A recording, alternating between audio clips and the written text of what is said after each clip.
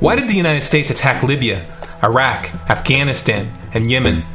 Why are U.S. operatives helping to destabilize Syria? And why is the United States government so intent on taking down Iran, in spite of the fact that Iran has not attacked any country since 1798? And what's next?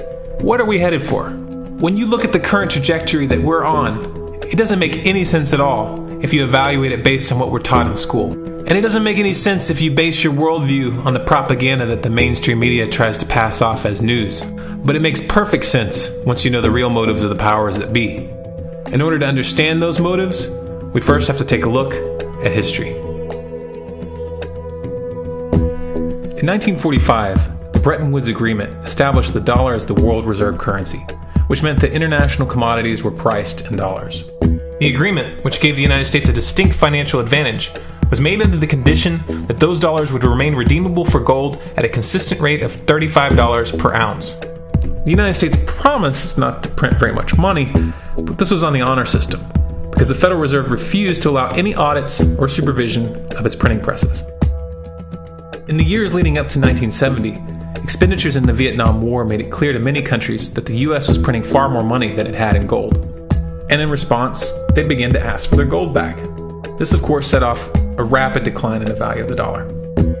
The situation climaxed in 1971 when France attempted to withdraw its gold and Nixon refused. On August 15th, he made the following announcement. I have directed the Secretary of the Treasury to take the action necessary to defend the dollar against the speculators. I have directed Secretary Connally to suspend temporarily the convertibility of the dollar into gold or other reserve assets, except in amounts and conditions determined to be in the interest of monetary stability and in the best interest of the United States. This was obviously not a temporary suspension, as he claimed, but rather a permanent default. And for the rest of the world who had entrusted the United States with their gold, it was outright theft. In 1973, President Nixon asked King Faisal of Saudi Arabia to accept only U.S. dollars as payment for oil and to invest any excess profits in U.S. Treasury bonds, notes, and bills. In return, Nixon offered military protection for Saudi oil fields. The same offer was extended to each of the world's key oil-producing countries, and by 1975, every member of OPEC had agreed to only sell their oil in U.S. dollars. The act of moving the dollar off of gold and tying it to foreign oil instantly forced every oil-importing country in the world to start maintaining a constant supply of Federal Reserve paper. And in order to get that paper, they would have to send real physical goods to America. This was the birth of the petrodollar. Paper went out, everything America needed came in, and the United States got very, very rich as a result. It was the largest financial con in recorded history.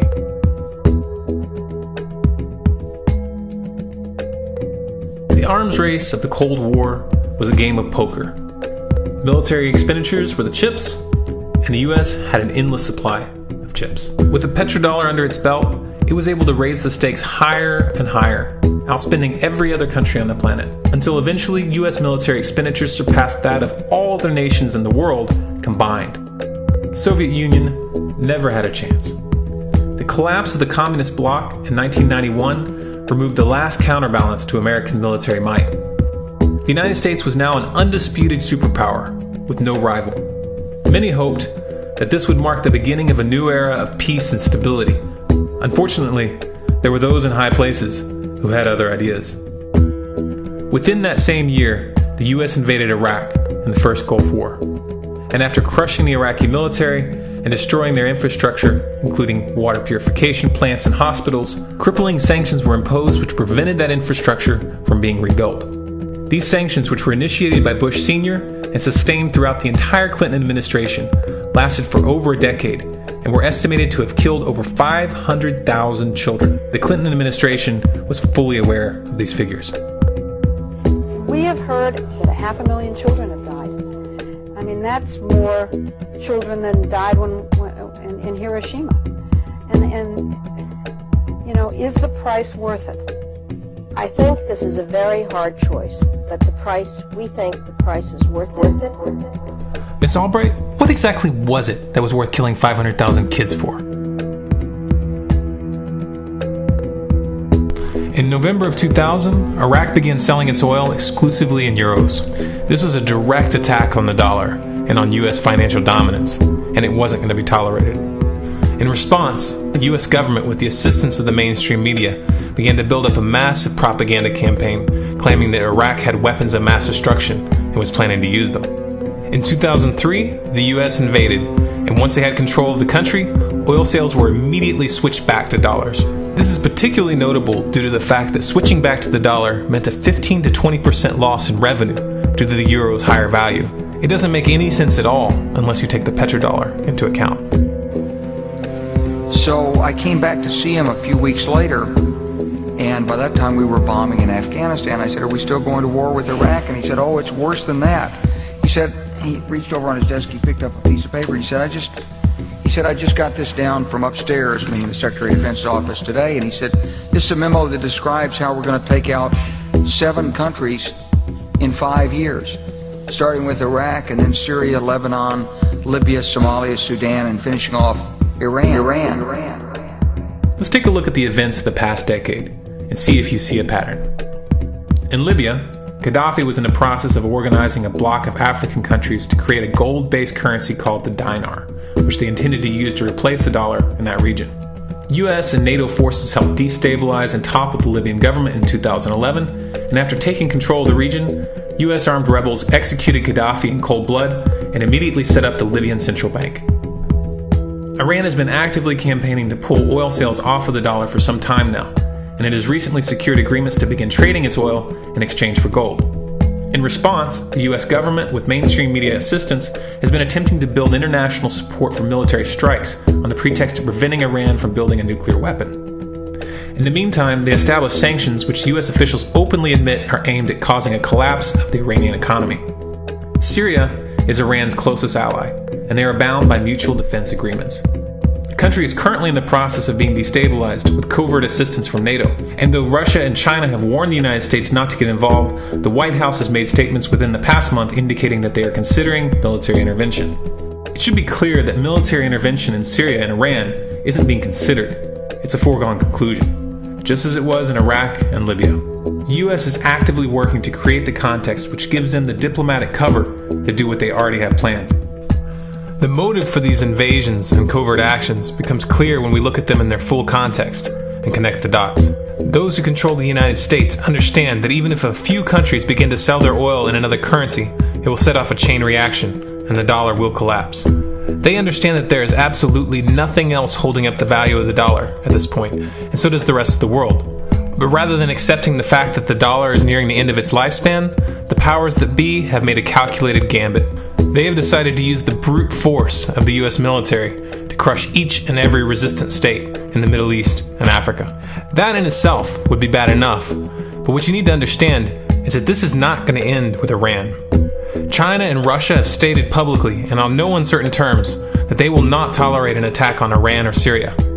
Iran is one of their key allies, one of the last independent oil producers in the region, and they understand that if Iran falls, then they will have no way to escape the dollar without going to war. And yet the United States is pushing forward in spite of the warnings.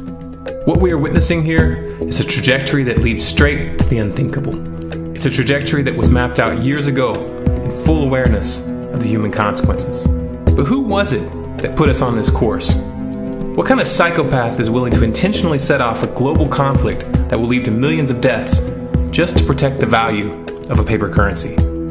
It obviously isn't the president. The decision to invade Libya, Syria, and Iran was made long before Obama had risen to the national spotlight. And yet, he's carrying out his duty just like the puppets that preceded him. So who is it that pulls the strings?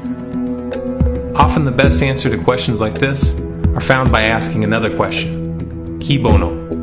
Who benefits? Obviously, those who have the power to print the dollar out of thin air have the most to lose if the dollar were to fall. And since 1913, that power has been held by the Federal Reserve. The Federal Reserve is a private entity owned by a conglomerate of the most powerful banks in the world. And the men who control those banks are the ones who pull the strings. To them, this is just a game. Your life and the lives of those you love are just pawns on their chessboard. And like a spoiled 4-year-old who tips the board onto the floor when they start to lose, the powers that be are willing to start World War III to keep control of the global financial system. Remember that when these wars extend and accelerate. Remember that when your son or your neighbor's son comes back home in a flag-draped coffin. Remember that when they point the finger at the new boogeyman, because the madmen who are running this show will take this as far as you allow them to. So how much time do we have left? It's a question I hear constantly, but it's the wrong question. Asking how much time we have left is a passive posture. It's the attitude of a prisoner who's waiting to be taken out to a ditch and shot in the back of the head. What are our chances? Can we change course? Also the wrong question. The odds don't matter anymore. If you understand what we're facing, then you have a moral responsibility to do everything in your power to alter the course that we're on, regardless of the odds. It's only when you stop basing your involvement on the chances of success that success actually becomes possible. To strip the ill-begotten power from the financial elites and to bring these criminal cartels to justice will require nothing less than a revolution. The government is not going to save us. The government is completely infiltrated and corrupt to the core. Looking to them for a solution at this point is utterly naive. There are 3 stages of revolution, and they are sequential. Stage 1 is already underway. Stage 1 is the ideological resistance. In this stage, we have to actively work to wake up as many people as possible about what is happening and the direction we're headed. All revolutions originate from a shift in the mindset of the population, and no other meaningful resistance is possible without it. Success in this stage of the game can be measured by the contagion of ideas. When an idea reaches critical mass, it begins to spread on its own and seeps into all levels of society. In order to achieve that contagion, we need more people in this fight. We need more people speaking out, making videos, writing articles, getting this information onto the national and international stage. And we especially need to reach the police and the military. Stage 2 is civil disobedience, also known as nonviolent resistance. In this stage, you put your money where your mouth is, or more accurately, you withhold your money and your obedience from the government, and you do everything in your power to bring the gears of the state to a halt. Practiced in mass, this method alone is often enough to bring a regime to its knees. However, if you fail at this stage, Stage 3 is inevitable. Stage 3 is direct physical resistance. Direct physical resistance is the last resort, and it should be avoided and delayed as long as possible, and it should only be invoked after all other options have been thoroughly exhausted. There are those who talk tough and claim that they will resist when the time comes, but what those people fail to realize is that if you are inactive during the first 2 stages and save your efforts for the last resistance, then you will fail. When the Nazis were moving door to door, dragging people out of their homes in Germany, that was the time to fight back physically. But due to the lack of ideological resistance and civil disobedience leading up to that moment, even an armed uprising would have likely failed at that point. An armed uprising can only succeed if the people have established an attitude of active resistance. And active resistance is only possible after their minds have broken free from the mainstream propaganda. If you want to fight back, it's now or never. You're not going to get another chance, and the stakes are far higher than they were in Nazi Germany.